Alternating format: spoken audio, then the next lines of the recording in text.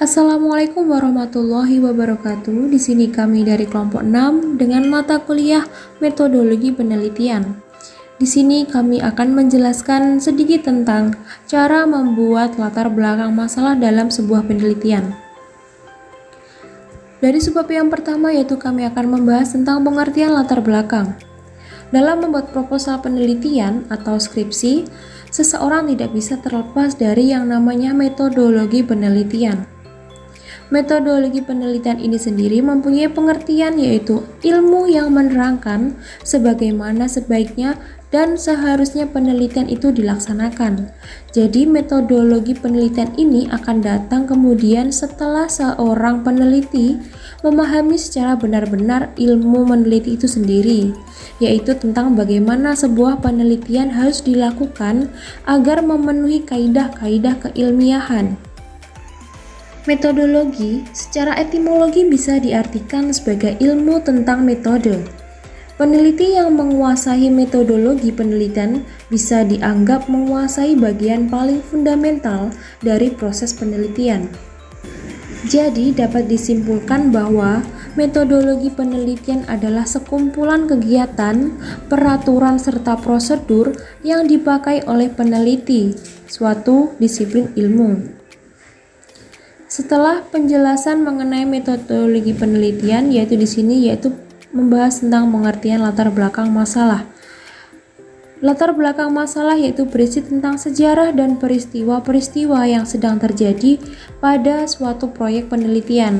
Tetapi dalam peristiwa itu nampak adanya penyimpangan-penyimpangan dari standar yang ada, baik standar keilmuan maupun aturan-aturan. Bagian latar belakang masalah menjelaskan mengapa suatu penelitian dilaksanakan dan apa yang ingin dicapai atau diketahui dari pelaksanaan penelitian tersebut. Sehingga dapat disimpulkan bahwa latar belakang masalah merupakan informasi yang tersusun sistematis berkenaan dengan fenomena dan masalah problematik yang menarik untuk diteliti. Masalah terjadi saat harapan ideal akan sesuatu hal tidak sama dengan realita yang terjadi. Dalam latar belakang ini, latar belakang mempunyai alur berpikir sehingga mempermudah peneliti untuk mensistematisir persoalan yang ingin dipecahkan. Setiap masalah yang akan dijawab sebaiknya diutarakan sebagai problematika yang akan dibahas dalam bab-bab berikutnya. Materi yang kedua yaitu membahas tentang cara membuat latar belakang masalah. Yang pertama yaitu membuat latar belakang masalah dalam penelitian secara umum. Terdapat beberapa cara menyusun latar belakang masalah di dalam suatu penelitian. Di antaranya dapat dilakukan dengan langkah-langkah sebagai berikut. Yang pertama, kondisi ideal tentang bagaimana seharusnya suatu kejadian berjalan. Bisa ditulis dalam bentuk visi dan misi yang hendak dicapai. Yang kedua, kondisi faktual tentang keadaan yang benar-benar terjadi saat ini, bisa berupa masalah sehingga menjadi dasar dibuatnya suatu penelitian atau kegiatan. Yang ketiga yaitu membahas penelitian yang sudah pernah dilakukan oleh peneliti, baik dari negara ataupun tempat lain tentang topik terkait. Lalu yang keempat yaitu jika karya ilmiah punya kelemahan, dalam latar belakanglah harus dijelaskan kelemahan tersebut. Yang kelima, tujuan penelitian, di mana membahas tentang permasalahan karya ilmiah lebih detail dan dalam. Yang keenam yaitu metode penelitian yang digunakan dalam karya ilmiah. Yang ketujuh, perumusan singkat mengenai pertanyaan penelitian. Yang kedelapan, solusi berupa saran singkat atau penawaran solusi terhadap masalah sebelum lanjut ke pokok pembahasan. Yang kesembilan yaitu bagian awal latar belakang merupakan gambaran umum tentang masalah yang akan diangkat. Dan yang kesepuluh yaitu bagian tengah adalah ungkapan fakta, fenomena, data-data, dan pendapat ahli berkenaan dengan pentingnya masalah dan efek negatifnya jika tidak segera diatasi dengan didukung juga dengan teori dan penelitian terdahulu. Dan yang ke-11 yaitu bagian akhir diisi dengan alternatif solusi yang bisa ditawarkan atau secara teoritis dan praktis, dan akhirnya muncullah judul. Jadi dalam latar belakang masalah ini berisi tentang sejarah dan peristiwa-peristiwa yang sedang terjadi pada suatu proyek penelitian. Tetapi dalam peristiwa itu nampak adanya penyimpangan-penyimpangan dari standar yang ada, baik standar keilmuan maupun aturan-aturan. Sehingga permasalahan menjadi lebih jelas. Melalui analisis masalah inilah peneliti harus dapat menunjukkan adanya suatu penyimpangan dan menuliskan mengapa hal itu perlu diteliti. Di sini saya akan menjelaskan tentang membuat latar belakang dalam penelitian kualitatif. Menyangkut jenis penelitian kualitatif, di mana jenis penelitian ini memang dibangun dari permasalahan faktual yang tidak dapat diselesaikan hanya dengan membaca literatur. Hubungan antara manusia, lingkungan, dan berbagai hal yang membentuk fenomena membutuhkan ketajaman analisis. Terdapat beberapa indikator yang penting dimiliki dalam pembuatan latar belakang pada penelitian kualitatif. Sebuah latar belakang yang dijelaskan begitu saja tanpa ada tekanan akan pentingnya suatu fenomena hanya melahirkan analisis yang datar saja. Oleh karena itu, diperlukan beberapa hal yang menjadi indikator dari latar belakang penelitian kualitatif. Antara lain, pertama, menunjukkan keadaan yang ideal atau kontemplasi. Latar belakang perlu menyajikan kondisi yang sesuai dengan apa yang diinginkan dalam permasalahan penelitian. Mendorong untuk memahami benar asal-usul dari mana datangnya masalah tersebut, sehingga begitu runtut yang membuat permasalahan menjadi terang benderang, artinya menjadi lebih jelas. Ideal berarti menyangkut kecocokan dengan apa yang hendak diteliti. Kedua, menyajikan kondisi yang sebenarnya faktual. Latar belakang hendaknya menyajikan kejadian-kejadian nyata. Memunculkan masalah dalam latar belakang bukan berarti memunculkan masalah yang tidak benar-benar terjadi. Justru masalah itu lahir dengan sendirinya, dan itulah fenomena penting dan menarik yang mendorong dilakukannya penelitian. Jangan sampai masalah itu hanya angan-angan belaka dan sebenarnya sebuah kemungkinan. Ketiga, sajikanlah hasil-hasil penelitian lain yang telah dicapai. Alangkah menariknya, sebuah latar belakang yang di dalamnya terdapat beberapa hasil penelitian terdahulu, ini akan menjadi dasar munculnya suatu kebaruan atau novelty, sehingga memunculkan keunikan dari sebuah penelitian.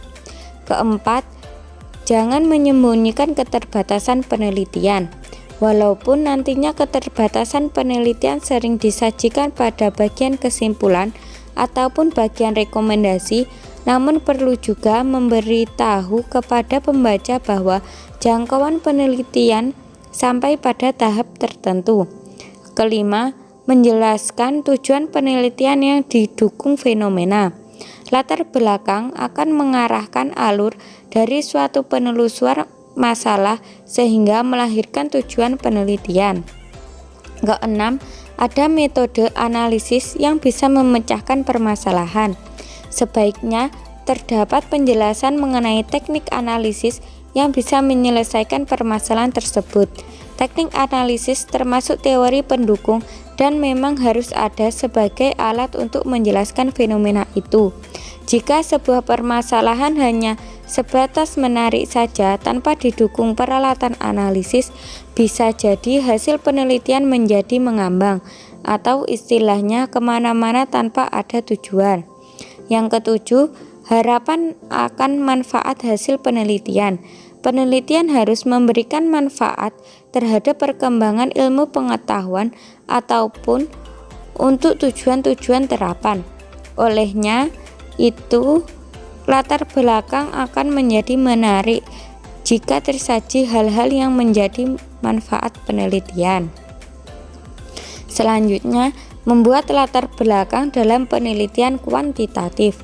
Latar belakang masalah ini dalam bagian ini dikemukakan adanya kesenjangan antara harapan dan kenyataan, baik kesenjangan teoritis ataupun kesenjangan praktis yang melatar belakangi masalah yang diteliti.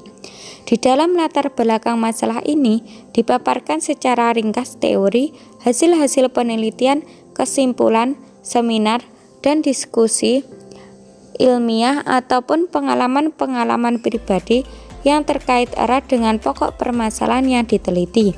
Dengan demikian, masalah yang dipilih untuk diteliti mendapat landasan berpijak yang lebih kokoh.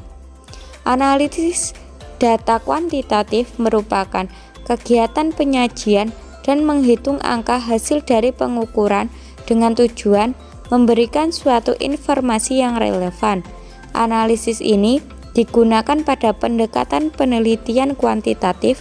Adapun alat yang digunakan dalam analisis kuantitatif berupa statistika, seperti statistika deskriptif dan statistika inferensial. Dalam membuat latar belakang masalah dalam suatu penelitian ini, setidaknya di dalam proposal penelitian tersebut memuat hal-hal sebagai berikut. Pertama, definisi masalah dalam penelitian adalah adanya bukti kesenjangan di luar batasan toleransi antara harapan dan kenyataan tentang sesuatu dan sifatnya cenderung demikian dalam jangka waktu tertentu, bukan bersifat sesaat. Kedua, latar belakang masalah minimal berisi informasi tentang a. paparan masalah-masalah berdasarkan fakta dari lingkungan eksternal yang sifatnya makro, misalnya mengenai kondisi politik, ekonomi, sosial, budaya, teknologi, ataupun globalisasi. B. Jika penelitian dilakukan pada suatu industri tertentu, maka paparan dilanjutkan pada masalah-masalah berdasarkan fakta dari lingkungan instansi sejenis atau industri. C. Jika penelitian dilakukan pada sebuah fungsi di dalam lingkungan internal satu atau sedikit instansi, misalnya mengenai fungsi SDM, layanan, keuangan, atau lainnya, maka masalah-masalah berdasarkan fakta yang perlu dihimpun disesuaikan pula dengan teori-teori yang akan digunakan. Baik, materi selanjutnya adalah membuat latar belakang dalam penelitian R&D. Latar belakang masalah dalam penelitian R&D selalu bermula dengan adanya potensi atau masalah. Potensi merupakan segala sesuatu apabila dikembangkan akan mempunyai nilai tambah. Masalah juga dapat diubah menjadi potensi apabila penelitian bisa menggunakan atau mengembangkan masalah tersebut. Masalah akan terjadi bila ada penyimpangan antara yang diharapkan dengan keadaan yang terjadi. Masalah ini bisa diatasi melalui R&D, yaitu dengan cara penelitian, sehingga bisa ditentukan suatu model, sistem atau pola penanganan terpadu yang efektif yang bisa dipakai untuk mengatasi masalah tersebut. Potensi adalah segala sesuatu yang bila didayagunakan akan menghasilkan nilai tambah. Contohnya adalah sekolah atau madrasah memiliki sejumlah komponen multimedia, laboratorium, komputer, sudah terkoneksi dengan internet. Guru dan siswa mampu mengoperasikan komputer dengan cukup baik. Kedua potensi tersebut dapat didayagunakan dalam pembelajaran bahasa Arab dengan menggunakan program pembelajaran hingga pembelajaran lebih efektif, menarik, dan tidak membosankan. Indonesia memiliki potensi sumber daya yang cukup besar, seperti minyak bumi, batu bara, hutan, pertanian, tetapi belum dapat didayagunakan oleh bangsa sendiri. Semua potensi akan dikembangkan menjadi masalah bila kita tidak dapat mendayagunakan potensi tersebut. Masalah memiliki ciri-ciri atau karakteristik menurut Punaji. Karakteristik masalah sebagai berikut. A. Menanyakan hubungan antar variabel. Jenis suatu masalah sering menyatakan adanya hubungan antara dua variabel atau lebih, sehingga masalah memiliki hubungan kausal dalam penelitian. B. Masalah dinyatakan dengan jelas. Masalah dinyatakan secara jelas dan spesifik, artinya masalah yang diangkat dalam penelitian tidak menyangkut hal luas. C. Dinyatakan dalam suatu kalimat pertanyaan. Dalam penentuan masalah yang sering ditanyakan dalam bentuk pernyataan. Diuji secara empiris. Suatu masalah harus dapat diuji secara empiris, yaitu memiliki pengumpulan data di lapangan. Dengan kata lain, bentuk pemecahan suatu masalah hanya dapat diverifikasi dengan bukti-bukti yang pasti. Kebenarannya bukan ditentukan atau diuji melalui pengumpulan bukti-bukti lainnya. Potensi dan masalah yang dikemukakan dalam penelitian harus ditunjukkan dengan data empirik. Misalnya, potensi energi angin di pantai harus dapat dikemukakan data beberapa kekuatan dan kecepatan angin, berapa lama dalam satu hari, dari mana arah angin, dan lain-lain. Data angin tersebut selanjutnya dapat digunakan untuk merancang kincir angin atau produk lainnya ditunjukkan dengan data empirik seperti tentang belum maju dan makmurnya bangsa Indonesia. Yang C. Komponen-komponen di dalam latar belakang. Komponen penulisan latar belakang, ada beberapa komponen yang harus dipenuhi oleh penulis. Dari komponen ini diharapkan akan meningkatkan minat pembaca peneliti. Selebihnya dari latar belakanglah akan ditemukan apakah kamu mampu dalam menyajikan atau menyampaikan sebuah logika. Selain itu, di sini bisa dilihat apakah kamu mampu dan menyampaikan pikiran kamu melalui sebuah tulisan. Berikut adalah beberapa komponen dari latar belakang, yaitu 1. Menuliskan bidang atau permasalahan yang diminati dengan jelas. 2. Menetapkan konteks dengan memberikan tulisan singkat dari bahan literatur terdahulu yang penulis pilih, namun harus dipastikan untuk memilih literatur yang sesuai dengan permasalahan yang akan kamu bahas. Tulislah hipotesis dari masalah yang kamu bahas dalam latar belakang. 4. Alasan dalam memilih permasalahan atau topik penelitian. Sekian dari kelompok kami. Bila ada kesalahan, mohon maaf yang sebesar-besarnya. Assalamualaikum warahmatullahi wabarakatuh.